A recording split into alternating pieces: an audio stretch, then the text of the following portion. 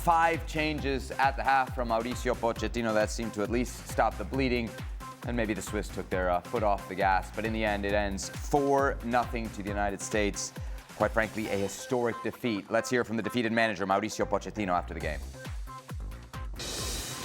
I think in the first half, we played with many players that maybe made some of them made the debut, young team from the beginning. That was my decision and it was my fault. The first half is all the critics should be or could be for me because I think that was my decision. But at the same time, it was the good intention to provide all the players the possibility to play and try to compete for a place, in the World Cup. But at the same time, because we receive all the players in different level, and we thought that was important that all feel the games and have minutes, but didn't work. And when that doesn't work, we need to change. And in the halftime, we provide the team, a different way to play, different approach. And in the second half, the positive is that we matched them, and I think was an even game in the second half. But of course, the feeling from the first half was really, really bad. We told you it was a historically bad performance from the United States. Let's give a little further context. They conceded 4 goals in the first 36 minutes. That's the fastest they've ever conceded 4 goals at home. It's a 4-match home losing streak, the first time that's happened since 1988, and they failed to record a shot on goal in a home match for the first time since the 2016 Copa America semifinal against Argentina. Joining us for a little more on this Swiss demolition of the American side, we welcome World Cup winner Frank Leboeuf and a veteran of 4 World Cup teams with the United States, Kasey Keller. Kasey, I got to start with you. Just walk me through kind of emotionally what you were feeling in the first 36 minutes of that first half. I think it's probably the most embarrassed I've ever been for the U.S. national team, at least in a long time, at least what I can remember. I'm not necessarily putting blame on players. I think Pochettino had it right. The blame's on him. I look at it from a way of, for example, Seb, let's say you go into your next contract talk at ESPN, and you're in that first talk and they say, Seb, we want you to be the president of ESPN. And you're like, really? And you go, well, okay, I guess I'll do it. I put the blame on as the company spirals into bankruptcy, I put the blame on the person that hired you, and then the people that hired the person that hired you in putting this company into bankruptcy. And that's what I'm seeing from U.S. soccer right now, and what I'm seeing from Pochettino. You have to know what players are capable of playing at that level. You can't just say, oh, let's throw this guy in and see how this works. And somebody told me this guy's pretty good, so let's bring him into camp and see where that goes. And I know we got players missing. And in previous matches when there was a stronger side out, then yes, I put more blame on the players. This would be a poor January camp game right now. And so I'm frustrated. I'm frustrated that we're this close to a World Cup. And it's like putting names on a dartboard and throwing names out there and saying, hey, let's see if this guy can play. And to me, that's on the coaches and that's on U.S. soccer. Stevie, give me the manager's perspective here. What did you hear in the words, the post-game commentary from Mauricio Pochettino? I have no idea what he was talking about. I'm sorry. I don't know what he was talking about. It's not an explanation. He should have stopped when he said it was my fault. I mean, he should have. And the only thing I would say is that, yes, it's his fault. And yes, if you're going to put players who are not up to a certain level against the opposition, then you're asking for trouble. You're putting them in a position where they're going to fail. My question, however, is if he hadn't picked this 11, what other 11 would he have picked that was going to be any better?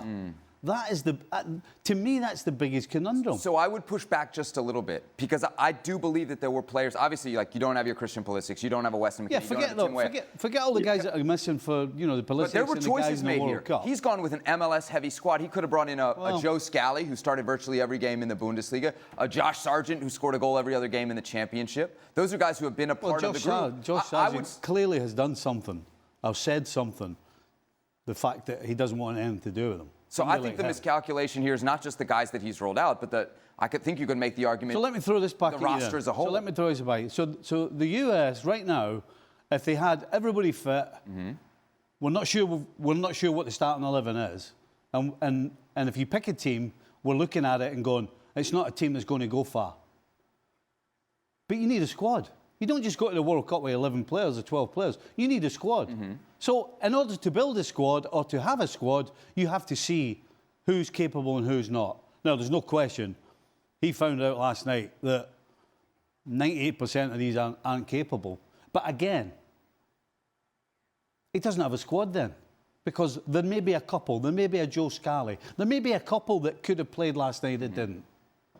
But you need a squad of 24 at least. What is it, 26, 28 now? Yep, 26 crazy. to a World Cup. I mean, he had Chris Richards on the bench. That's a Premier League starter. He kept him on the bench last night. Right, 2 players. You've given me 2 players.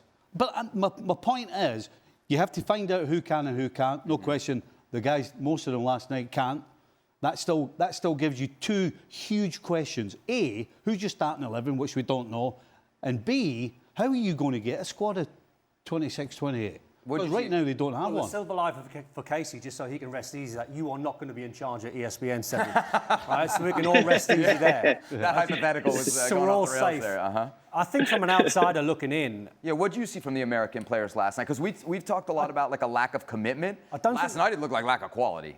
That's exactly what it was. I saw a bunch of guys that were trying. I thought they tried to run hard. We've all been in games where you've got walloped, and sometimes the worst thing you can do is run around and try and convince everyone that you're chasing people down and you're running down and you're closing and your stats look good. But the worst thing you can do sometimes when you're on the back of being 4-0 down and start chasing the game. And if Stevie's playing at right back and he sees me in midfield running all over the place, and all of a sudden we get bopped and it's 5, and I run and I run and I run, they go, oh, Don's trying really hard, bopped, we get done 6 because I'm not in the right position.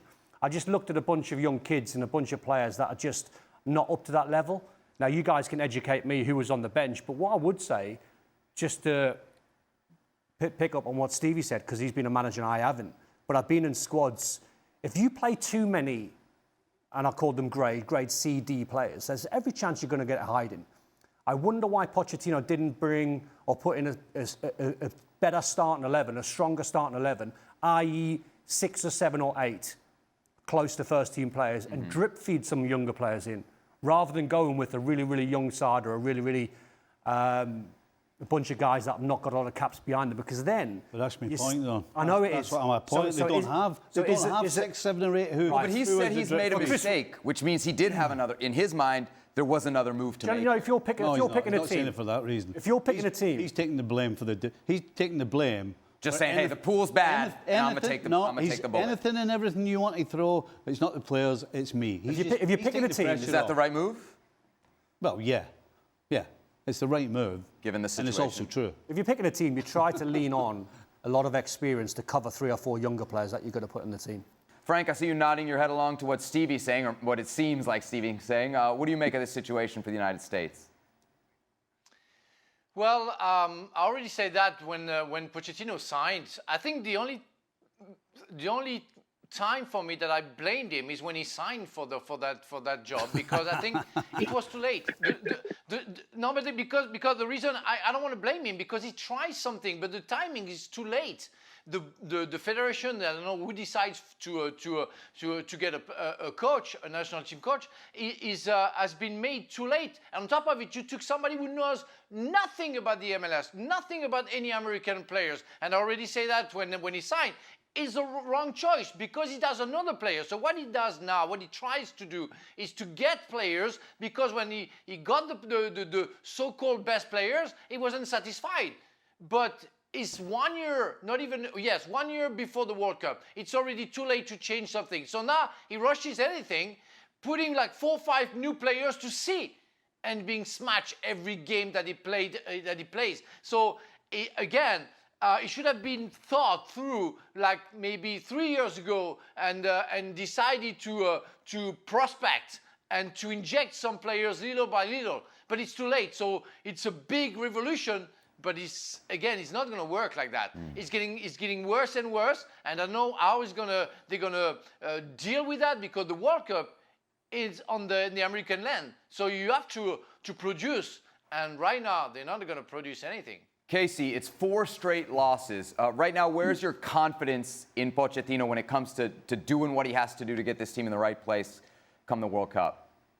Well, here's my one only little argument with Stevie, and I agree with what he said for the most part, but he made 5 changes at halftime and it got better. So obviously he made some terrible decisions to start the match because he had players on the bench that came in and made the side significantly better. And that wasn't even including Chris Richards, who just won an FA Cup. You know, So, But you know maybe it's Switzerland, 4-0. when we calm down, Yeah, you know, you have to accept well, the fact that doesn't of count. course they did. But you're already saying, though, that I had to make changes because these players weren't good enough, and the players I brought in were going to change it. So that's telling you something right there. Kasey, do you believe in him? Do you believe in him right now? No, of course not. I mean, how could you? There's nothing that he's done that has told me, wow, he knows what players, how to align them. Because, for example, to all your point, you had a bunch of young kids in there. Maybe you threw too many in. So what did you want to do? Did you not watch Switzerland against Mexico and watch how they just ran past them? Are you then going to try to press high up with a bunch of kids and say, oh, by the way, leave a whole bunch of space behind you because they're much faster than you are and more experienced. So just come run in behind and score a bunch of goals on us. I mean, there's also a tactical side of that, Stevie, that you have to say, my players aren't as fast as the opponent. I can't give them that space to go in behind. And that was not the case either. So I'm looking at both a personnel issue, a tactical issue, and right now with a depleted side, 100%, no question about that. But you are absolutely just throwing darts against a wall to see who gets to play because you don't know who's capable right now. And you've been in the job long enough. And I know from people in MLS that there was conversations that, hey, the coaching staff's going to come to matches and we're going to meet with you and we're going to do all that. And I know that none of that has happened. I thought that was the whole thing about being a national team manager is you don't have the day-to-day. So you go out, you meet with players, you meet with coaches, you do all this to make sure that you know who's ready to go for you when you're ready. What did Sergiño Dest say the other day? He said, I haven't spoken with Pochettino before I got called into this camp. So here's a player that you think is going to potentially be one of your starters, and you've been the manager now for quite a while, and you haven't even called players on the phone. I thought that's what a national team manager job was because you don't have them day to day. So you have to do all this other stuff around to be able to make sure that you know who's ready to play for you and who's ready to fight. And that just does not seem like the case.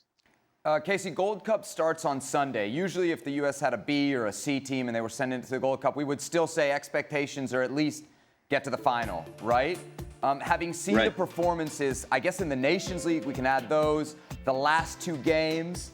What are your expectations of this U.S. team heading into the Gold Cup? Do you still expect them to reach the final? Potentially I don't win necessarily expect them to reach the final, but I expect them to at least be better against this opposition than we've seen against, the last 4 matches. And I think that's still frustrating. And I think it's still an opportunity for some of these guys to redeem themselves, albeit I don't know how they're going to be judged. You're playing against a good Switzerland and you got ripped apart. Now you're going to go score a goal against Haiti. And I'm supposed to think that you're ready for a World Cup. And Gold Cups have been opportunities in the past where guys have come in and gotten matches where maybe they wouldn't have. I was a little bit surprised, even let's take a step back.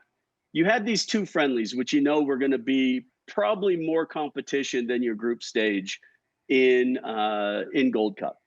I would have loved to have seen a situation with somebody that needed a little bit of a break to say, hey, come into camp, play these 2 friendlies, and then go on vacation and give yourself an opportunity to recharge before you go back to your club scene. And then I can look at some guys who maybe aren't quite what I think yet against the likes of a Haiti, not against a Switzerland that is going to rip you to pieces. So I thought that was a mismanagement as well. But I expect them to get through that group, even with this group, because I think there's going to be a lot to prove. I don't have a lot of expectation after the group stage. All right, Kasey, we've made you relive that 4-0 defeat long enough. We're 16 minutes into the show. We'll say goodbye for now and remind everybody that you can catch more of Kasey, of course, over on Fútbol Americas, which is available on Mondays and Thursdays here on ESPN+. They'll be live tomorrow at 8:30 p.m. Eastern Time, no doubt, talking about the U.S. defeat as well as Mexico's victory over Turkey.